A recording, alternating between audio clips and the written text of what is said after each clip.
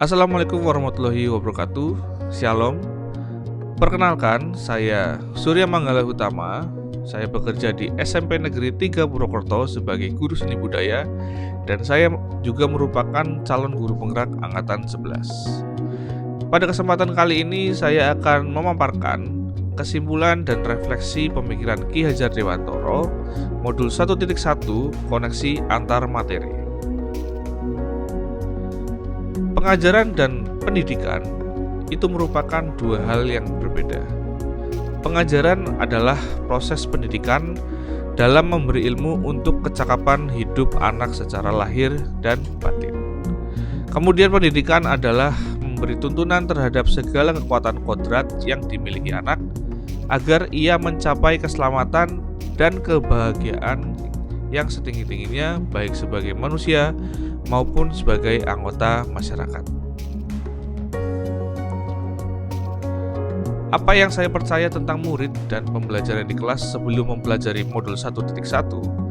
Sebelum mempelajari modul 1, banyak kesalahan atau banyak pemahaman yang tidak sesuai dengan pemikiran Ki Hajar Dewantoro dalam pembelajaran.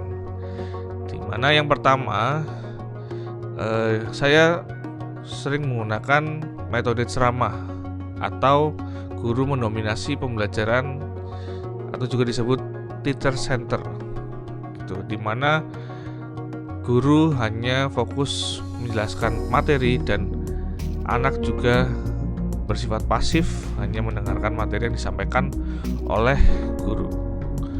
Kemudian saya juga fokus pada ketercapaian materi, yang penting materi selesai sudah, tanpa memperhatikan pemahaman anak.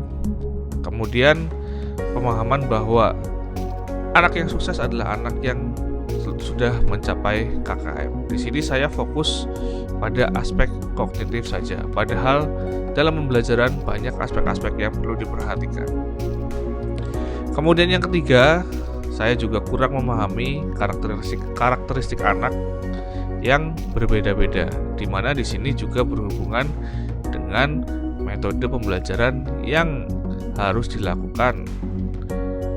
Karena setiap anak mempunyai karakteristik berbeda, setiap anak juga mempunyai kemampuan yang berbeda dalam memahami sebuah pembelajaran. Kemudian siswa pasif dan motivasi belajar siswa juga rendah. Meskipun pembelajaran seni budaya banyak prakteknya, tapi kadang ketika saya menjelaskan materi, anak juga cenderung pasif dan motivasi belajarnya kurang. Kemudian saya juga fokus pada suasana yang tertib, tenang, dan anak yang paham materi adalah fokus utama guru, di mana anak harus tenang. Jadi anak cenderung pasif ketika anak diberi pertanyaan, apakah ada yang mau bertanya atau apakah sudah paham semua, anak cenderung diam. Kemudian apa yang berubah dari pemikiran perilaku saya setelah mempelajari modul 1.1? Yang pertama, saya merubah pemikiran bahwa yang pertama adalah guru bukan satu-satunya sumber belajar. Pada zaman sekarang sumber belajar itu sangat banyak, di mana siswa juga harus bisa mencari sumber belajar lain selain ceramah dari guru, selain materi dari guru. Bisa dari internet, atau bisa dari teman, atau bisa dari gadget, bisa dari sumber belajar yang lain, di mana siswa bisa aktif dalam pembelajaran.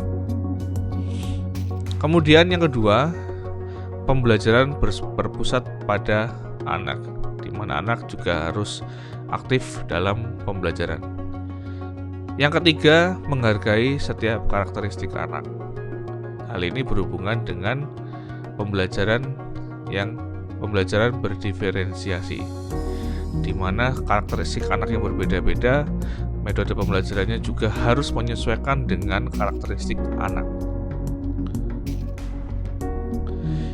Kemudian yang keempat, saya juga harus bisa melakukan pembelajaran secara menyeluruh, di mana saya juga harus memperhatikan aspek-aspek selain aspek kognitif, yaitu aspek psikomotor, aspek sosial, aspek afektif, aspek spiritual, dan aspek budaya. Selain merubah pikiran, saya juga harus merubah perilaku setelah mempelajari modul 1.1.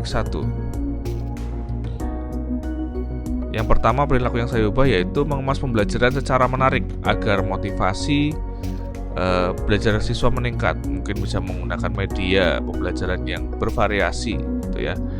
Kemudian yang kedua, memberikan pembelajaran kepada anak sesuai dengan minat, bakat, dan kreativitasnya.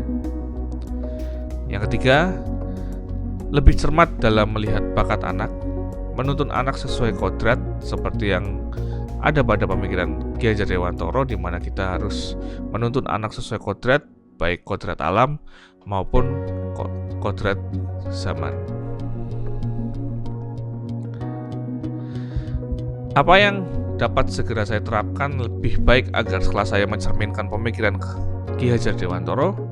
Yang pertama yaitu merancang pembelajaran yang interaktif dan menyenangkan, kemudian menerapkan pembelajaran berbasis kearifan lokal dan budaya setempat, mengutamakan aspek budi pekerti, dan saya juga menerapkan pembelajaran abad 21 yang kritis, kreatif, komunikatif, dan kolaboratif.